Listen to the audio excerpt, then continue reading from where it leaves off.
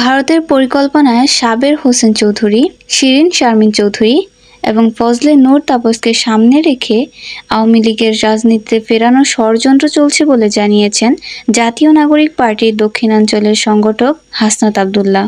বৃহস্পতিবার সামাজিক যোগাযোগ মাধ্যম ফেসবুকে এক পোস্টে তিনি এসব কথা বলেন।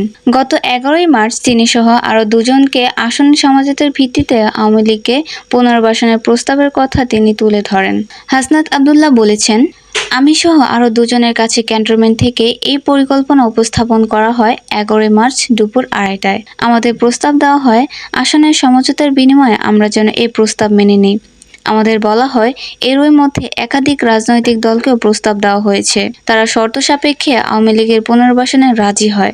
একটি বিরোধী দল থাকার চেয়ে নাকি একটি দুর্বল আওয়ামী লীগ সহ একাধিক বিরোধী দল থাকা নাকি ভালো। ফলশ্রুতিতে আপনারা দেখবেন গত 2 দিন গণমাধ্যমে আওয়ামী লীগের পক্ষে একাধিক রাজনীতিবিদ বয়ান দেওয়া শুরু করেছেন। তিনি বলেন, আমাদের আরও বলা হয় রিফাইন্ড আওয়ামী লীগ যাদের দিয়ে করা হবে তারা এপ্রিল-মে থেকে শেখ পরিবারের অপরাধ স্বীকার করবে, হাসিনাকে অস্বীকার করবে এবং তারা বঙ্গবন্ধু আওয়ামী লীগ করবে এমন প্রতিশ্রুতি নিয়ে জনগণের সামনে হাজির হবে। আমাদের এই প্রস্তাব দেওয়া হলে আমরা তৎক্ষণিক বিরোধিতা করি এবং আওয়ামী লীগের পুনর্বাসনের পরিকল্পনা বাদ দিয়ে আওয়ামী লীগের বিচার নিয়ে কাজ করার কথা জানাই।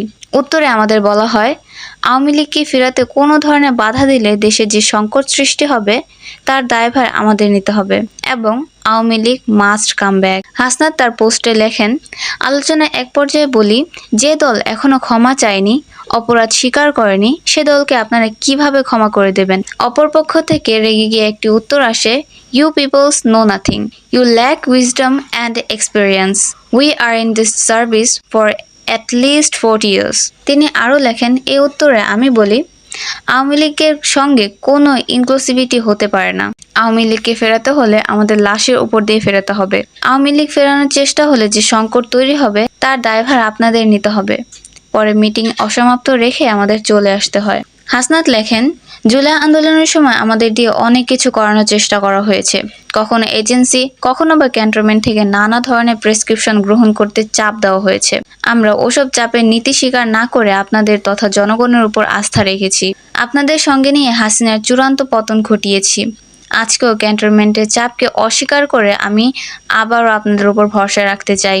এই পোস্ট দেওয়ার পর আমার কি হবে আমি জানি না। নানামুখী প্রেশার আমার হয়তো পড়তে পারে, আমি বিপদেও পড়তে পারি, কিন্তু আওয়ামী লীগের নিষিদ্ধ প্রশ্নে কোনো ধরনের আপোষ করার সুযোগ নেই। তিনি লেখেন, জুলাই দিনগুলো জনগণের স্রোতে ক্যান্টনমেন্ট আর এজেন্সির সব প্রেসক্রিপশন আমরা উড়িয়ে দিয়েছিলাম।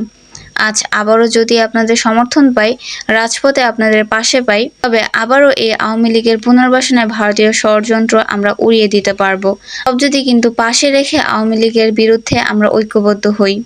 আওয়ামী লীগ রাজনীতি করতে পারলে জুলাই ব্যর্থ হয়ে যাবে। আমাদের শরীরে এক বিন্দু রক্ত থাকা পর্যন্ত আমরা শহীদদের রক্ত আমরা বৃথা হতে দেব না। 5ই আগস্টের পরে বাংলাদেশে আওয়ামী লীগের কামব্যাক আর কোনো সুযোগ নেই এবং আওয়ামী লীগকে অবশ্যই নিষিদ্ধ হতেই হবে।